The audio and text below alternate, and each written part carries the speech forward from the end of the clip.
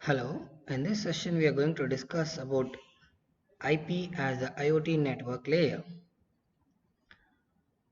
The topics to be covered are SCADA, supervisory control and data acquisition, in which tunneling legacy over the IP networks, translation and also a SCADA transport over LLN along with some generic web-based transport methods. So as we already discussed about a DNP3 protocol stack where the data is transmitted from a master to the slave, that is considered as an outstation or a remote device, is transmitted through the DNP3 protocol through the IP network. So this was the method of adopting SCADA for our internet protocol. Let us see how the tunneling concept helps us to add and integrate the legacy over the IP network. So basically when we consider IP support, it will be end-to-end communication in case of DNP3 protocol, whereas in the other protocols, that a protocol of the original IP can be achieved either by tunneling using a raw protocols or raw sockets or TCP IDP, or by installing some additional protocols between the different versions of the IP implementation. A raw socket connection simply denotes that a serial data is being packaged directly into a TCP or UDP transport. So let us see here with the scenario of tunneling legacy SCADA over IP network. On one side we have a SCADA server which is communicated through the ports through the serial interface and passed through the network through the help of routers in a serial interface again with the RTU, remote terminal units. In this case, we have three different scenarios where we can adopt the tunneling legacy SCADA over the IP network. Here, this RTU is considered as the slaves and the server is considered as a master. So again, we will be emulating master and slave features in this tunneling legacy SCADA over IP network. So let us consider a first scenario where a raw sockets between the routers and there is no changes in the SCADA server. That is, the server is communicated through the applications with the COM ports. There are different ports are available and it is communicating to the remote terminal units through the serial interfaces with the different routers. That we consider as a raw socket masters on the client side and the routers on the server side. So both helps to transmit the data from the server to the remote terminal units. In the second scenario, a small change on the server side where it is added or installed with a piece of software which helps to manage the IP, that is called as IP serial redirector software.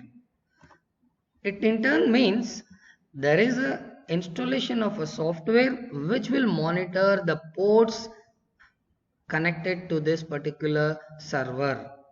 That is, it will redirect the communication, a serial connection of the server and converts to the IP port using a raw socket connections. In the third scenario, that is a little bit change how it can be directly incorporating, means how the SCADA can directly communicate to the RTU without the piece of software. We will consider the direct or raw socket IP along with the ports. Unlike the previous two scenarios A and B, the router or the IP serial software has to map the SCADA, where in scenario C, the server has a full IP support with the help of raw socket IP. How it can be implemented with the DNP3 protocol? When we are considering the SCADA for a protocol translation, the legacy serial protocol is translated through the corresponding versions of the IP. As we have conflicts between the IP versions of IPv4 and IPv6, the server will transmit the data through the routers to the network, that's IoT, or any cloud service with a different protocol like DNP3, and then through this protocol with the help of the gateway it will be transmitted to the end remote terminal units. It may be any number of units. So this will be achieved with the help of IoT gateway terminal, which will configure the version of the IP from the server and translate that to the adjustable remote terminal unit's IP address. So let us consider how it will be translated over the LLNs with MAPT method. So as we know that there are a lot of devices which are supporting only IPv4 or with the IPv6 protocols.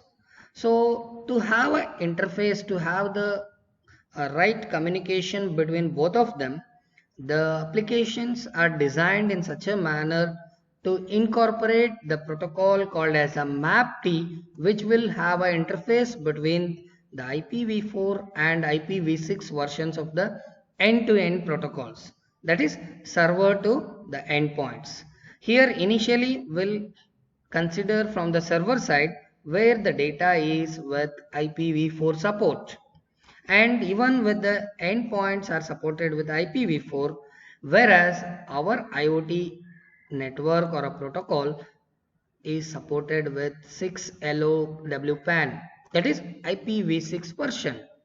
So in order to have a proper interface or a legacy over the end-to-end communication, this will be transmitted from the data will be transmitted from the SCADA server, passed through the MAPT border relay. So this MAPT border relay helps to translate that or to adjust the data with the format of IPv4 with the IPv6 by considering the MAPT protocol. And then that particular data is transmitted to the IP wireless area network with the help of gateway. Again it reaches to the router of the end device, nearest device, and then with the help of MAPT CPE, it's like a decoder which will convert the IPv6 version format to the native IPv4 version. So this is how we can implement DNP3 protocol over 6 low water over WPAN network with the help of MAPT method. So the third set of protocols are considered as a generic web-based protocols which are very familiar with the web applications. Whenever we consider with any of the communication through the servers, through the internet, we will prefer to utilize the web-based protocols like HTTP, our Ethernet, 3G, 4G cellular networks, 5G networks. For that, the data networks are considered in two different ways. One is a non-constrained network, the other is a constrained network.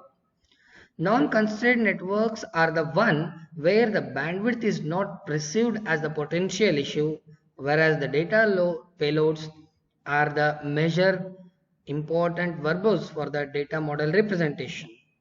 In case of a constrained network, there is a advanced web server software which will be implemented with a very little memory which can be utilized. That is a web servers.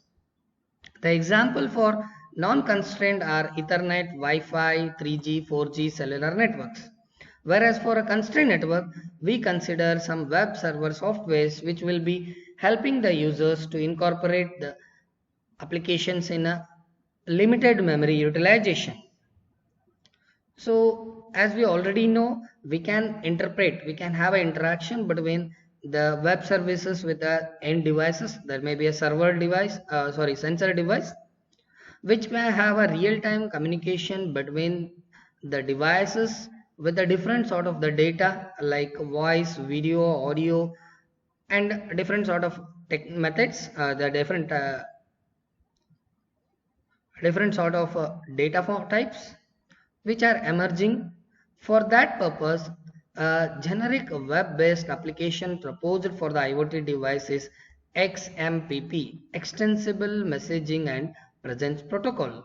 With the implementation or addition of this protocol to the IoT devices, which help the users to interact directly in a better way with the sensor devices. Thank you.